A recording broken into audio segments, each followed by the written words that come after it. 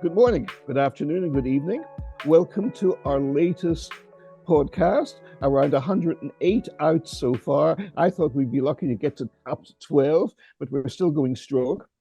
And one of the reasons we're going strong is we have one of our most respected and admirable and influential and fearless guests back, the living legend himself, the doyen of Moscow, Western correspondents in Moscow, our old friend John Helmer.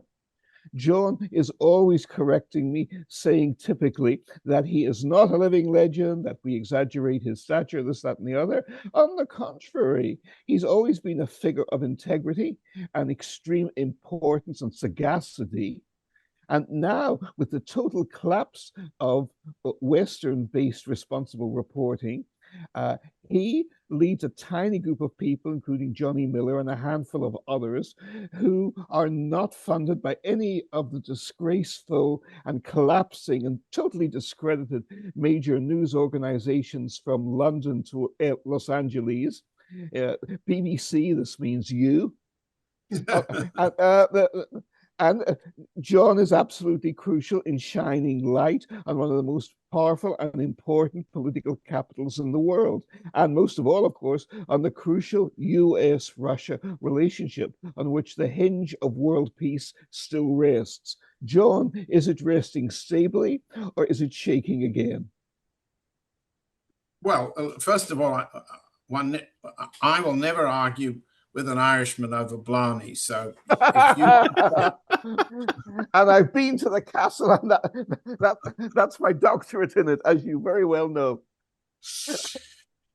On the question of where we're going next, was that your question? Yes. And what's the status of the U.S. Russia relationship? The status of the Russia-U.S. relationship, it's an interesting stage. On the one hand, what we've got is Marco Rubio making very clear that negotiations are at an end, that they've ceased to be fruitful, and that Rubio said this in Sweden, down the street from you, Peli, on last week, before he flew to India.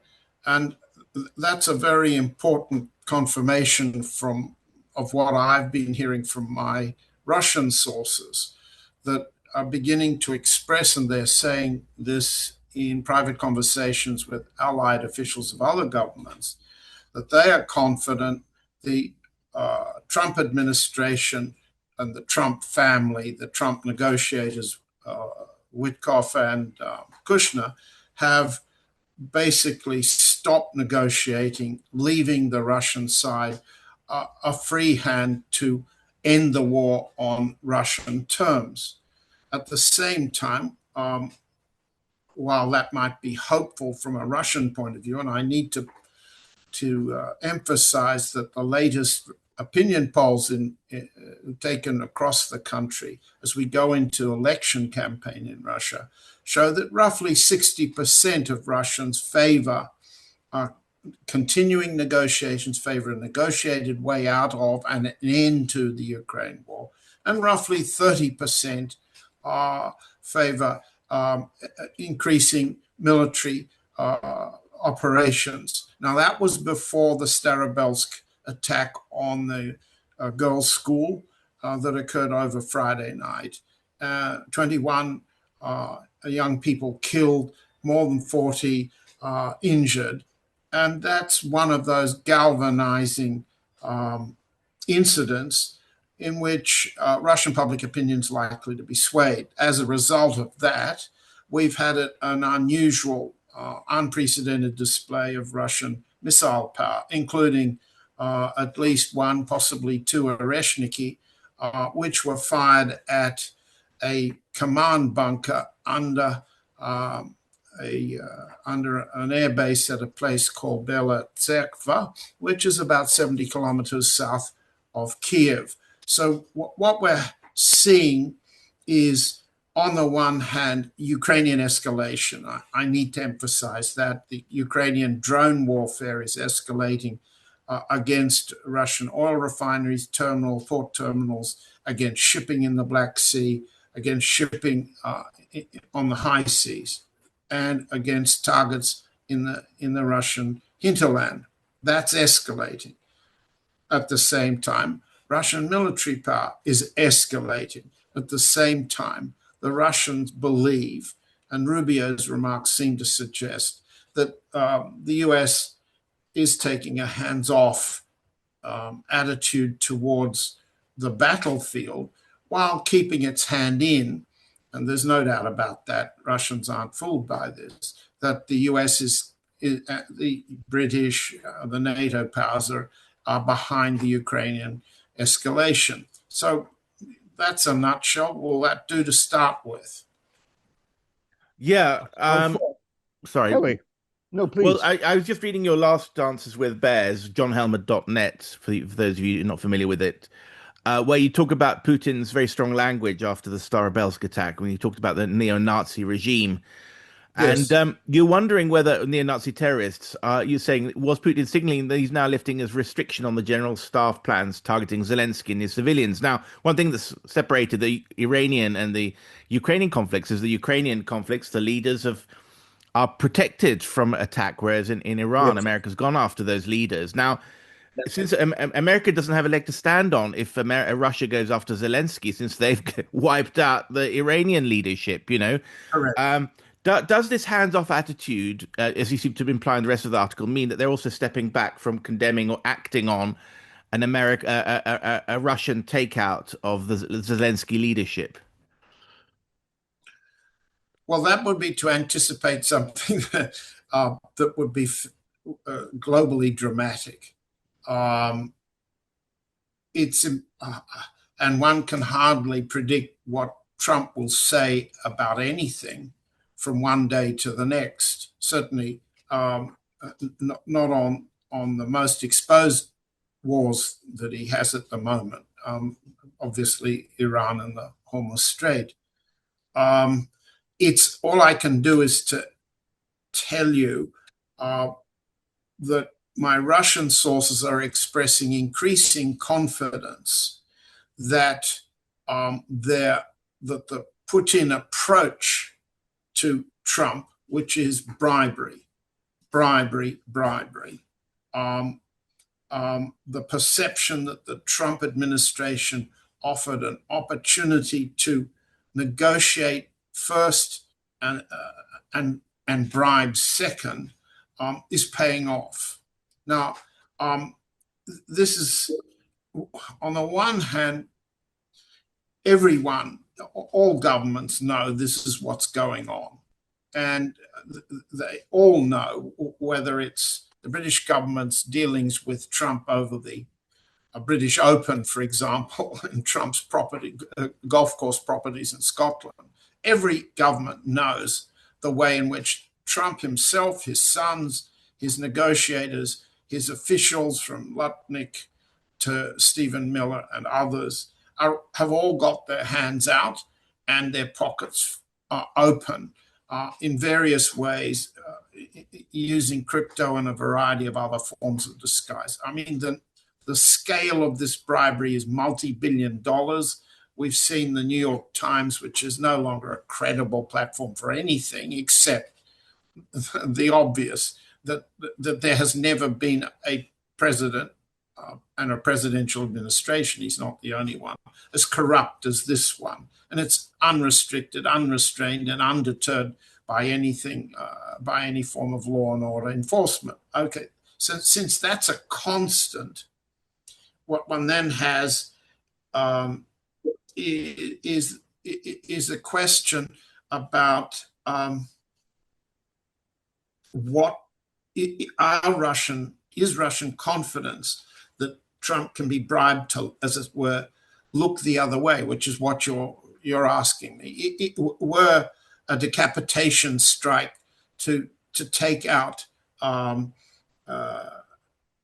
Zelensky and civilian leadership. And bear in mind that I'm seeing all sorts of gossip in the Russian military bloggers and the Ukrainian military bloggers that the strike on the bunker at Bela Tserkva, may have killed General Sirsky, the Ukrainian commander-in-chief. And bear in mind that there is absolutely no Ukrainian press reporting of who were the casualties, if any, at that location. So we don't know exactly what happened in the Saturday night, early Sunday morning attack on that particular bunker. We also know that some of the missile attacks in the center and other suburbs of Kiev are deliberately aimed at government buildings on Bankova. Second, that apparently Zelensky's country house was struck. I can't vouch for any of these reports. I'm simply saying that I'm taking the gossip as not an indication of truth of impact, but rather truth of speculation, that there has been an underlying shift in Russian sentiment, that Putin's restrictions on striking Zelensky have come off. As you said, Peli, that there's no moral constraint if the United States continues to celebrate decapitation of the Iranian leadership, which began on February 28th. There can be no moral condemnation of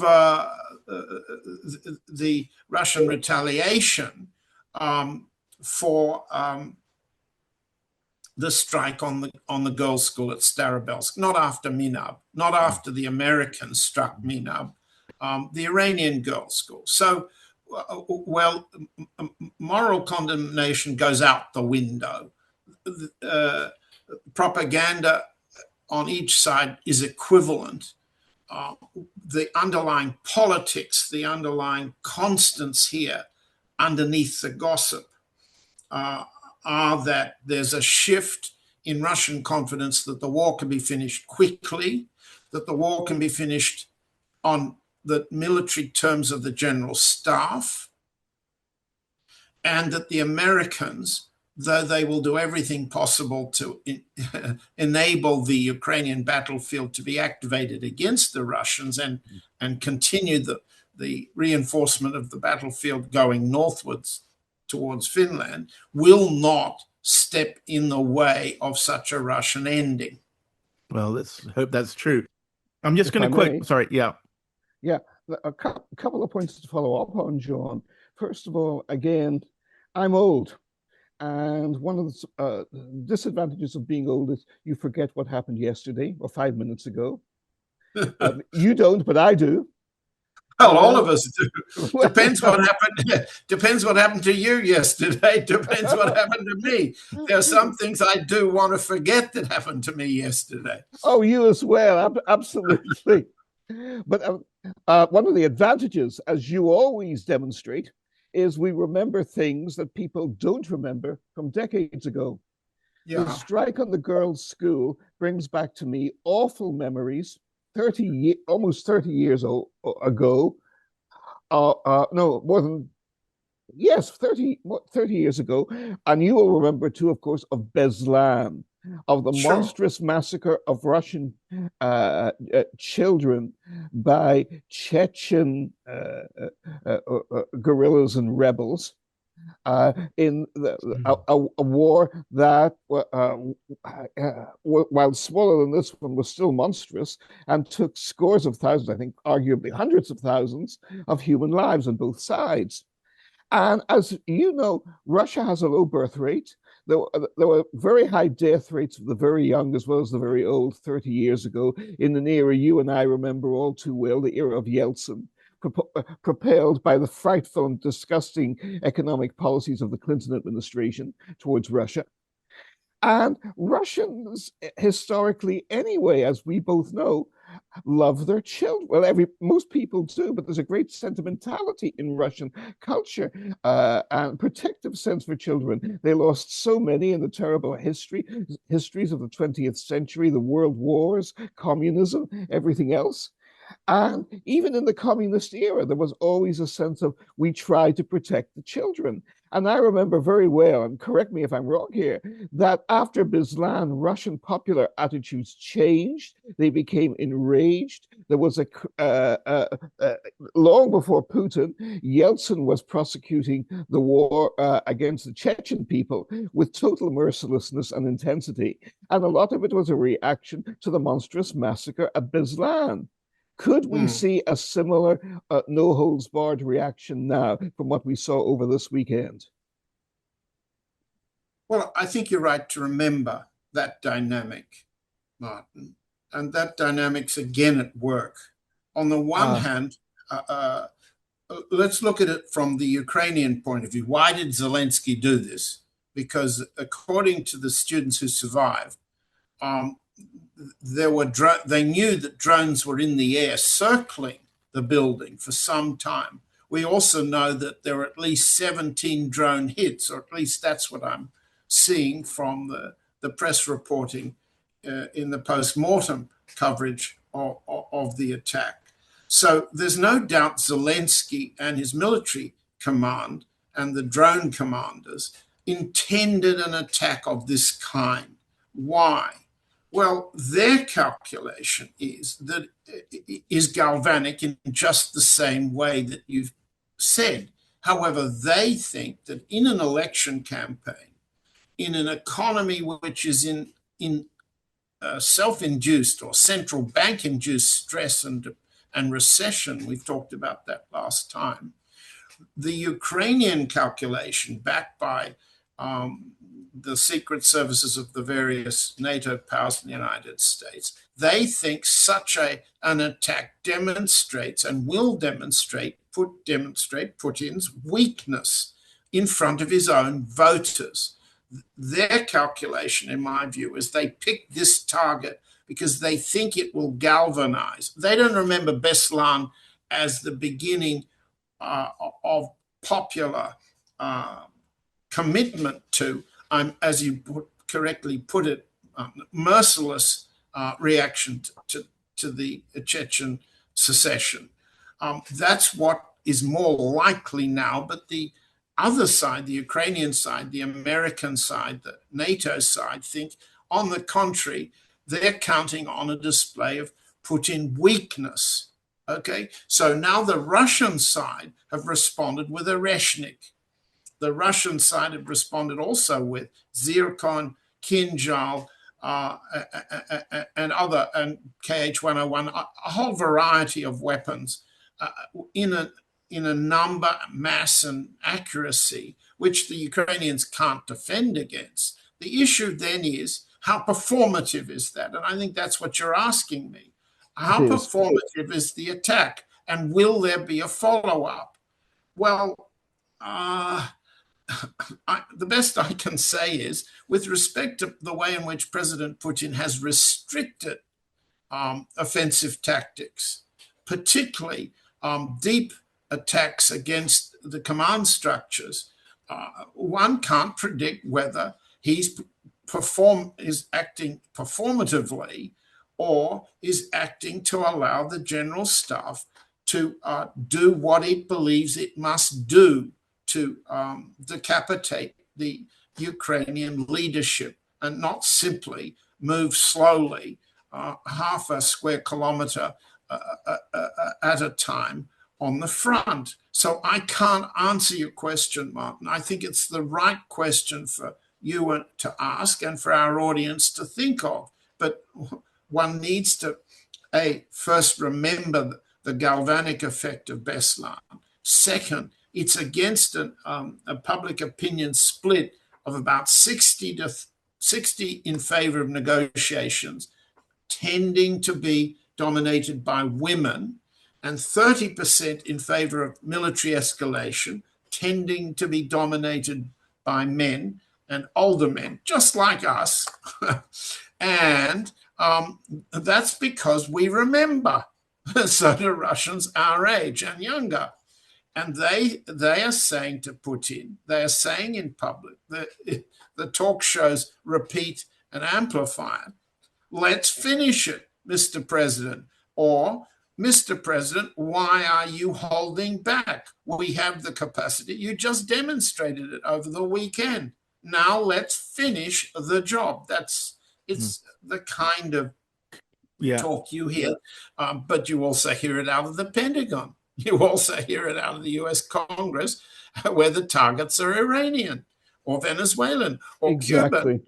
So, John, sorry. I just want to go back to what your last answers with Bears, because you're saying Russians also in a position to say yes. The Anchorage formula looked like Putin's agreement with Trump, that he would push Zelensky into agreeing terms in diplomatic negotiations. That's what we all thought. He was going to, but in fact, it wasn't that. It was Trump gets bribes in terms of access to Russian resources after the war's end in return to Russian freedom of action if Zelensky wouldn't agree. So basically spelling it out simply, did Putin say, we know that it's impossible to budge Zelensky. He's so full of cocaine, so full of bribes, he's so full of European support, they hug him and give him money, that he's not going to agree to whatever you pressurize him. We know this by now after 4 years. But please, can we take him out? And in return, can we, and we ring fence that possibility that you won't intervene with a third world war. Is that what he's basically saying? And is that what you think the deal was struck? I better say, well, first of all, I don't know what President Putin say. Second, I have to say there is a counter faction around Putin led by Kirill Dmitriev, the special emissary for bribe negotiations with Witkoff and Kushner, who want not to discuss these sorts of details. And by the way, you spoke of U.S. bribery as a post-war settlement relating to investment. These chaps require cash up front. The Trump bribery, whether it's Pakistani, whether it's Saudi, whether it's Qatari, whatever, is cash up front, delivered by crypto through area hubs like the UAE. The perception, one of my sources was explaining to me on the Russian side, is that Russian money that's going into the Trump pockets, speaking collectively now, is let's say freer, less attached with the strings that the Saudis, Qataris, Emiratis, and others attached to bribery. Why? Is a puzzle. First of all, because Kirill Dmitriev, as bribester in chief, has not demonstrated any significant policy achievement. Not even the oil sanctions waiver was his achievement. That's the achievement of the Iranians in closing the Hormuz and damaging and interrupting oil supplies. So he hasn't shown anything for the money yet. And in the past, President Putin has a very, very bitter recall of having authorized the bribes to Hillary Clinton back in 2008, 2007, 2009, to agree to a combination of Russian-German, Russian banking, Russian auto works combination with German unions, German banks, in the takeover of the General Motors Opel division to create a massive Russian-German auto complex. That would have been something we'd all know about now. It would have been producing Russo-German cars. You can consider what might have been the difference in German mentality towards Russia if a good portion of Germany was riding around in Russian cars. But Clinton was bribed through the Clinton family foundations. The money was paid. I reported it years ago, can repeat it if you like for the details, but the fact is she reneged.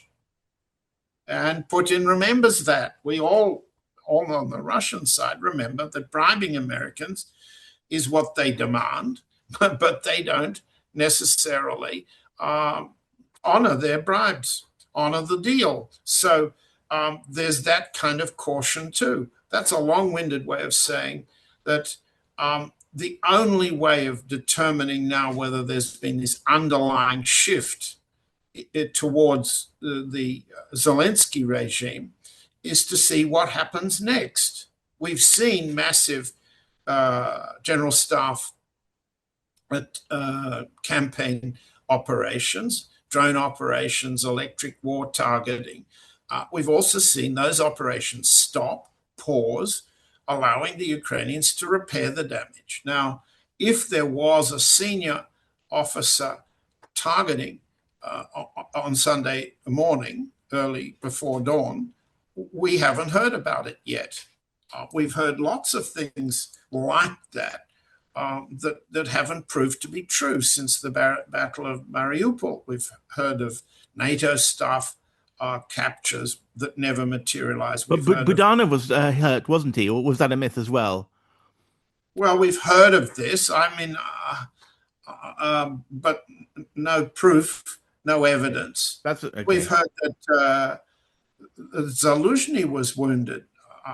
I recall a period of time when I carefully looked at his pictures. He disappeared for a while. He came back with a different haircut.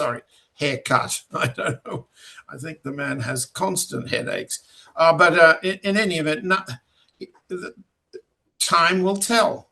Not very much time in the future, but time has to tell to answer your question. I can't right now. So just to summarize, I mean, Trump's had bribes and his circle, but Hillary Clinton reneged on similar types of bribes. Yes. And was hardline in her approach towards Russia. So Putin can't be sure that despite stuffing the Trump administration with money, they won't, Americans won't react against a decapitation of Zelensky, which could escalate the war.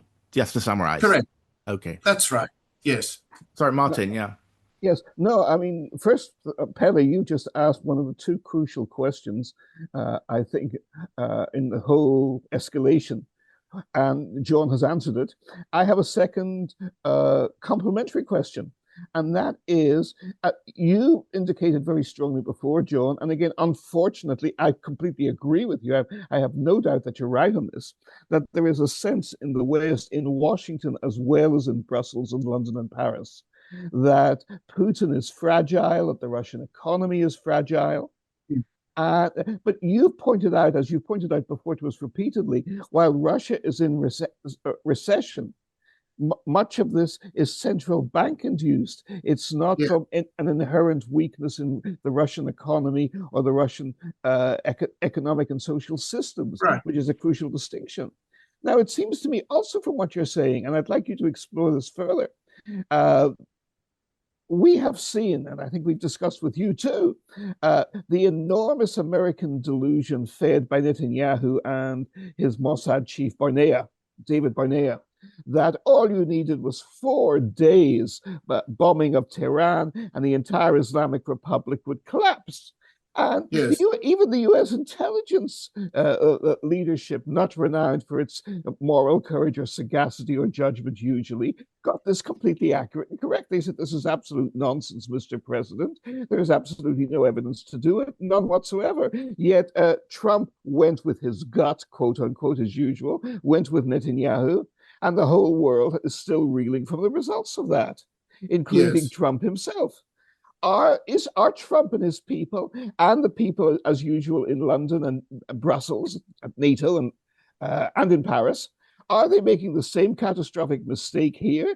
To me, it's like Field Marshal Douglas Haig on the Western Front in World War I. Only one more push will do it. Winston Churchill never lost a moment's sleep over the hundreds of thousands of New Zealand and Australian boys, as well as Irish and English ones, he sent to their deaths at Gallipoli. All his life, he claimed just one more push at Gallipoli would have won the war. I've been to Gallipoli. You would have had to fight for 50 more miles over mountains, comparable to Arizona and New Mexico at their toughest to get anywhere. Churchill was ignorant of all that. Is it the same thing now? Are the Americans, in their ignorance, imagining one more push after 4 years will make Russia collapse, and therefore they're encouraging this frightfulness? Not just the Americans, but NATO, perhaps behind Trump's back. But either way, are there these attitudes in the West? Is this driving such atrocities too? You make a lot of good points there, Martin, and I'm not going to differ with them. Let me add to them. In the first place, the Russian public opinion is normal. In a recessionary time, on the one hand, you find fault with the incumbent. You find fault with their economic policies. You vote in such a way as to demonstrate protest. You try to warn the executive that you'll put into parliament a majority that would control them, change their policies. That's one attitude, and that's one line. Second, so there's consumer caution. There's worry about the number of shops going bankrupt, the number of malls that are empty. These are all signs. And by the way, there's nothing special about Russia in that respect. You go around London, go around Paris, go around Germany, go around Europe and elsewhere, and you see these signs of recession and decline and consumer concern and worry. That's one thing. But on the other hand, there's Russian public support for the direction of the country. Roughly 60% believe that the country's going in a positive direction. That's not the way U.S. voters feel. There's another important correlation in Russian public opinion. Russian public opinion supports the president if the army is winning. There's a very high level of support for the Russian army, and that connects to, supports, reinforces public support for the president.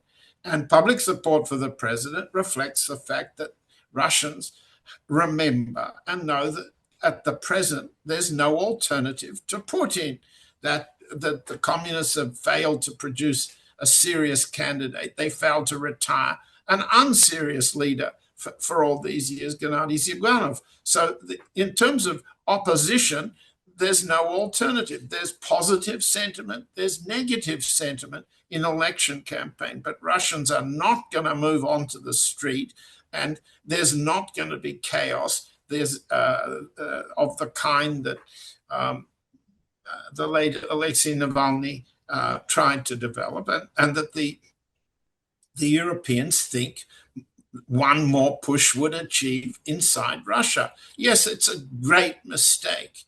The Russian resilience to an attack like the Starobelsk is something that the other side, the adversaries, the Germans, for example, have always underestimated. And Russian resilience after an attack like Starobelsk and what it means is going to be demonstrated here.